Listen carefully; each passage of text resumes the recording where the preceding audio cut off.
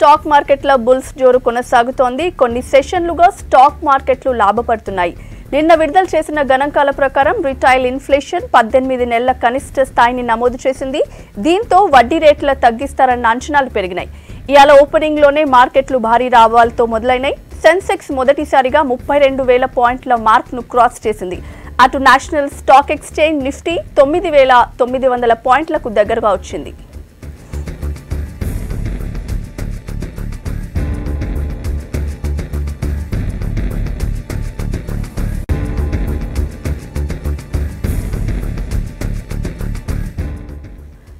Market జోరుపై stock market analyst వేణుగోపాల్ని అడిగి మరిన్ని విషయాలు తెలుసుకుందాం.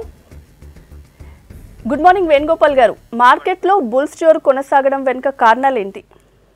అంటే ముఖ్యంగా గ్లోబల్ లిక్విడిటీ అండి. అంటే బయట దేశాల్లో చాలా దేశాల్లో నెగిటివ్ ఇంట్రెస్ట్ ఉండటం, లేకపోతేనేమో 0 to 2% ఇంట్రెస్ట్ రేట్ కి ఎక్కువ ఫండ్స్ దొరుకుతుంటే ఆ ఫండ్స్ లో majority part of the funds emerging markets లోకి రావడం, ఎమర్జింగ్ మార్కెట్స్ లో కూడా మన ఇండియా గ్రోత్ స్టోరీ బాగుంటాం, ఇక్కడ రిఫార్మ్స్ కంటిన్యూ అవుతూ ఉండటం, తర్వాత మాన్సూన్ పాజిటివ్ ఉండటం. సో ఓవరాల్ చూస్తే మన macro and micro economic picture అంతా కూడా అట్రాక్టివ్ గా ఉండటం, తర్వాత స్ట్రాంగ్ గవర్నమెంట్ ఉండి వాళ్ళ ఆధ్వర్యంలో కొన్ని రిఫార్మ్స్ చేసే ప్రాసెస్ లో ఉండటం, లైక్ జిఎస్టీ కావచ్చు, డిమానిటైజేషన్ కావచ్చు, ఇట్లాంటి మేజర్ రిఫార్మ్స్ చేస్తున్నారనే ఒక పర్సెప్షన్ అనేది ఫారినర్స్ బిల్డ్ అవడం. దానికి తోడు ఏంటంటే మన డొమెస్టిక్ ఫండ్స్ కూడా, రిటైలర్స్ కూడా ఏంటంటే మార్కెట్స్ బాగా వస్తున్నారు. ఎందుకంటే ముఖ్యంగా గోల్డ్, రియల్ ఎస్టేట్ ఇప్పుడు దాకా ఎవరైతే ఇన్వెస్ట్ చేశారో వాళ్ళు ఫిజికల్ అసెట్స్, ఫైనాన్షియల్ అసెట్స్ వైపు కొంత మార్పు రావడం చూసాం. లాస్ట్ 1.5 years లో మన వాళ్ళు బిగ్గెస్ట్ లార్జెస్ట్ బయర్స్ గా మన ఇండియన్ మార్కెట్ లో కనపడుతున్నారు. దీనికి తోడు ఎఫ్ఐ కూడా చాలా అగ్రెసివ్ గా ఇండియన్ మార్కెట్స్ లో లాస్ట్ కపుల్ ఆఫ్ ఇయర్స్ నుంచి ఇన్వెస్ట్ చేస్తున్నారు. వేణుగోపాల్ గారు, మార్కెట్ లో కొనుగోళ్లు మద్దతు ఎవరి నుంచి వస్తుంది? ఫారిన్ ఇన్వెస్టర్ల నుంచా లేకపోతే డొమెస్టిక్ ఇన్వెస్టర్ల నుంచా? అంటే ముఖ్యంగా మనం లాస్ట్ హాఫ్ ఇయర్ డేటా కనుక తీసుకుంటే, అంటే from January to June as of now తీసుకుంటే డేటా ఏంటంటే ఈ ఇయర్ లో 95,000 crores కొన్నారండి. దీంట్లో ఎఫ్ఐఎస్ పార్ట్ దగ్గర 50,000 crores పైన ఉంటే, డొమెస్టిక్ ఫండ్స్ అంటే మన లోకల్ ఫండ్స్ దగ్గర 35,000 crores దాకా కొనడం జరిగింది. సో ఇద్దరు కూడా పోటాపోటీని కొంటున్నారు. బట్ లాస్ట్ 1-2 years లో కనుక చూస్తే ఏంటంటే మనకు బ్రాడ్ గా ఒక పిక్చర్ ఏమి వస్తుందంటే, ఎఫ్ఐఎస్ ఉన్నా లేకపోయినా సరే మన డొమెస్టిక్ గా అంటే ఇక్కడ ఉన్న రిటైల్ ఇన్వెస్టర్స్, ఇక్కడ ఉన్న హై నెట్వర్క్ ఇండివిజువల్స్ ఎక్కువగా మార్కెట్ లో పార్టిసిపేట్ చేయడం మనకి క్లియర్ కట్ గా స్టాటిస్టిక్స్ చెప్తున్నాయి. అంటే మ్యూచువల్ ఫండ్ ఫిగర్స్ చూస్తే మ్యూచువల్ ఫండ్స్ మార్గం ద్వారా ప్యాసివ్ ఇన్వెస్ట్మెంట్ ఇండైరెక్ట్ గా మార్కెట్ లోకి మ్యూచువల్ ఫండ్స్ మార్గం ద్వారా మన రిటైలర్స్, మన ఇక్కడ దేశ సంపద మార్కెట్ లోకి రావడం ఒకటి కనపడుతుంది లాస్ట్ 2 years లో. ఈవెన్ ఎఫ్ఐఎస్ ఉన్నా లేకపోయినా మన వాళ్ళు మేనేజ్ చేసే టైప్ లో బిహేవ్ చేస్తున్నారు. But FIs are the key drivers in Indian markets అండి, దాంట్లో ఎలాంటి డౌట్ లేదు. 1993 నుంచి చూస్తే ఎఫ్ఐఎస్ ఆర్ ద మెయిన్, అంటే పంప్ చేసేది ఎవరు, ఫండ్స్ ఎవరు ఎక్కువగా తీసుకొస్తారంటే ఎఫ్ఐఎస్. బట్ డొమెస్టిక్ పార్టిసిపేషన్ ఇప్పుడు దాకా లేదు. బట్ ఇప్పుడు లాస్ట్ 2 years నుంచి పెరగడం అనేది శుభ పరిణామంగా చెప్పొచ్చు. ఎందుకంటే ఇక్కడ మన దేశ వృద్ధి పదాన్ని మన వాళ్లే దాని నుంచి క్యాష్ చేసుకోవాలి, దాని నుంచి రిటర్న్స్ తీసుకోవాలనే ఆ తత్వం, ఆ తాపత్రయం, ఆ ఎఫర్ట్ ఏదైతే ఉందో అది గుడ్ సైన్ అని చెప్పొచ్చు మన ఎకానమీ. మరి వేణుగోపాల్ గారు, రిటైల్ ఇన్ఫ్లేషన్ 18 నెలల కనిష్ట స్థాయికి చేరుకుందన్న గణాంకాలు మార్కెట్ జోరుకి కారణం అనుకోవచ్చా? డెఫినెట్ గా కొంతవరకు అండి. ఎందుకంటే ఇప్పుడు మ్యాక్రో ఎకనామిక్ సిచ్యువేషన్ కానీ, స్టెబిలిటీ కానీ మన ఎకానమీలో ఆర్థిక వ్యవస్థ ఉందా అంటే కొంతవరకు రిటైల్ ఇన్ఫ్లేషన్ తగ్గుముఖం పడటం అనేది గుడ్ సైన్. దీనికి తోడు ఒక కన్సర్న్ ఏంటంటే సిపిఐ, మనకి ఇప్పుడు సిపిఐ ఇన్ఫ్లేషన్ బాగా వచ్చినా సరే ఏంటంటే ఈ IIP numbers, industrial production data అనేది 3 months లో వచ్చిందండి, రీసెంట్ గా వచ్చిన దాంట్లో. అది కొద్దిగా కన్సర్న్ గా కనబడుతుంది. అదర్వైజ్ ఏంటంటే ఇప్పుడు ఈ మ్యాక్రో ఎకనామిక్ స్టెబిలిటీని మన రిటైల్ ఇన్ఫ్లేషన్ సూచిస్తుంది కాబట్టి రేపు ఆగస్టులో జరిగే రిజర్వ్ బ్యాంక్ రివ్యూ మీట్ లో మేబీ ఒక 25 basis points ఏమన్నా వడ్డీ రేట్లు తగ్గుతాయా, తగ్గిస్తారా అనే ఒక కంఫర్ట్ అనేది పెరుగుతుంది. అంటే రేపు రానున్న ఈ ఆర్బీఐ మీట్ లో ఈ రిటైల్ ఇన్ఫ్లేషన్ ని, తర్వాత మిగతా మ్యాక్రో పిక్చర్ ని కన్సిడర్ చేసి రిజర్వ్ బ్యాంక్ టీం ఎవరైతే ఉన్నారో వాళ్ళు ఒక 25 basis points అన్న వడ్డీ రేట్లు తగ్గిస్తారా. దాని ద్వారా ఏంటంటే వడ్డీ రేట్లు తగ్గించడం ద్వారా గ్రోత్ అనేది మళ్ళీ తిరిగి పుంజుకోవడానికి ఛాన్స్ ఉంటుంది. కాబట్టి ఒక రకంగా గుడ్ సైన్ అని చెప్పొచ్చు. బట్ ఇండస్ట్రియల్ ప్రొడక్షన్ పడటం అనేది బట్టి కొంత నెగిటివ్ గా మనం థింక్ చేయాల్సిన అవసరం ఉంటుంది. బట్ అంటే ఎకానమీని ఏంటంటే ఇప్పుడు జిఎస్టీ ఇంప్లిమెంట్ చేసిన తర్వాత ఎలా ఎఫెక్ట్ అవుతుంది, ఎందుకంటే డిమానిటైజేషన్ తర్వాత కొంతకాలం ఎలాగైతే స్తబ్దత ఉందో మార్కెట్ లో, అలాగే జిఎస్టీ తర్వాత నెక్స్ట్ 1-2 quarters ఎలా ఉంటాయో మనం చూడాలి. బట్ ఏదైనా ప్రస్తుతానికి సినారియో ఏంటంటే ఈ రిటైల్ ఇన్ఫ్లేషన్ 1.54% దగ్గర మంచి లో లెవెల్స్ కావడం అనేది మంచి సంకేతంగా మనకి వడ్డీ రేట్లు తగ్గింపు చేయడానికి ఉపయోగకరంగా ఉండేలాగా అయితే పనిచేస్తుందని చెప్పి మనం అనుకోవచ్చు. సార్, మరి వడ్డీ రేట్లు తగ్గుతాయని అంచనాలు పెరిగాయి కదా, నిజంగా తగ్గే ఛాన్సెస్ ఉన్నాయా? అంటే అట్లీస్ట్ ఇప్పుడు మనకి లాస్ట్ మనం రఘురామ్ రాజన్ గారి దగ్గర నుంచి కనుక చూస్తే ఏంటంటే రీజనబుల్ గా ఇంట్రెస్ట్ రేట్స్ తగ్గించారండి.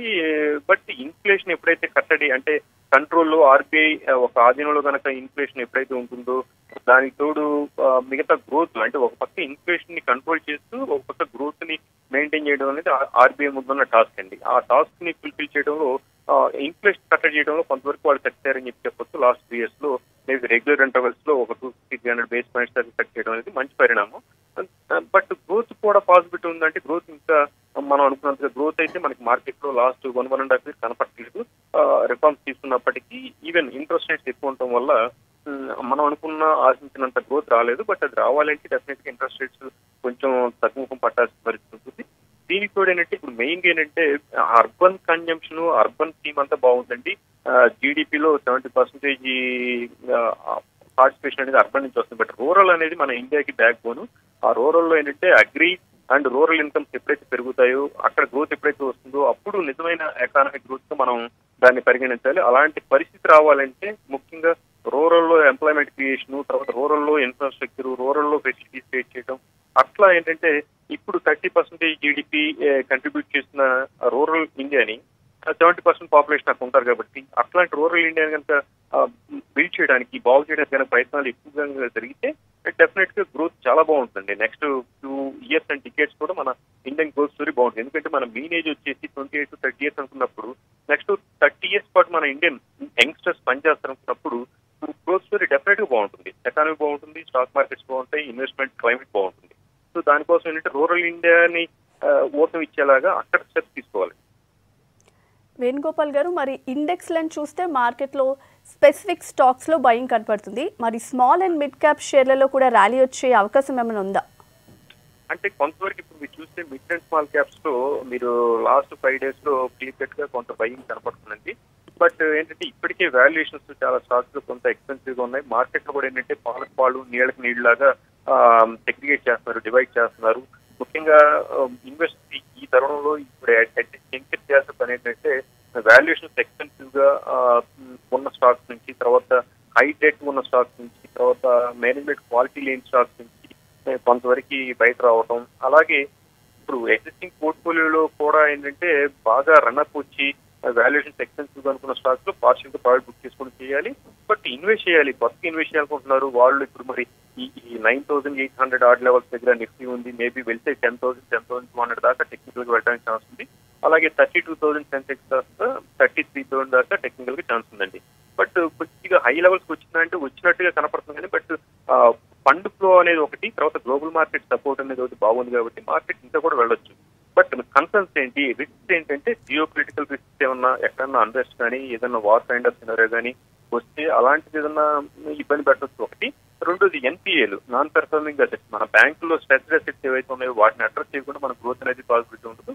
సో ఈ ముఖ్యంగా రెండు ముఖ్యమైన విషయాలు. వీటితో పాటు ఇప్పటిదాకా కన్ఫ్యూజ్ ర్యాలీ అయిన గ్లోబల్ మార్కెట్స్ లో ఏదన్నా తిరిగి యూటర్న్ కనుక తీసుకుంటే అదొకటి మన కన్సర్న్ గా చూసుకోవాలి. సో ముఖ్యంగా ఏంటంటే లార్జ్ క్యాప్స్ ఇప్పుడు కూడా ఏంటంటే రీజనబుల్, లార్జ్ క్యాప్స్ కానివ్వండి మిడ్ క్యాప్స్ లో కానివ్వండి still reasonable valuation, attractive valuations అనేది చాలా తక్కువ స్టాక్స్ దొరుకుతున్నాయండి. బట్ రీజనబుల్ వాల్యుయేషన్ దొరికినా కూడా కొనుక్కోవచ్చు. అది ఒక 3 years ప్లస్ టైం ఫ్రేమ్ తో కొనొచ్చింది. బట్ అట్లా కాకుండా ఇప్పటికీ ఇన్వెస్ట్ చేసిన వాళ్ళ మటుకి వాల్యుయేషన్స్ ఎక్స్పెన్సివ్ అయితే కనుక కొద్దిగా పార్షియల్ ప్రాఫిట్ బుక్ చేసుకోవాలి. సో అల్టిమేట్ గా ఏంటంటే స్టాక్ మార్కెట్ లో at any point of time opportunities ఉంటాయి. బట్ ఇప్పుడు ఎంటర్ అయినా సరే మనం చూసుకోవాల్సింది 3 things. ఒకటి right stock, right valuation, long term holding. ఈ 3 థింగ్స్ ఎవరైతే ఫాలో అవుతారో సక్సెస్ అనేది సూత్రం అనేది అదండి. సక్సెస్ సూత్రం అనేది రైట్ స్టాక్ అంటే right valuation and hold it for long term. ఈ 3 పాటించిన వాళ్ళకి స్టాక్ మార్కెట్ లో మంచి ఆశాజనకమైన రాబడులు వస్తాయని చెప్పి ఖచ్చితంగా చెప్పాలి. థ్యాంక్ యూ వేణుగోపాల్ గారు.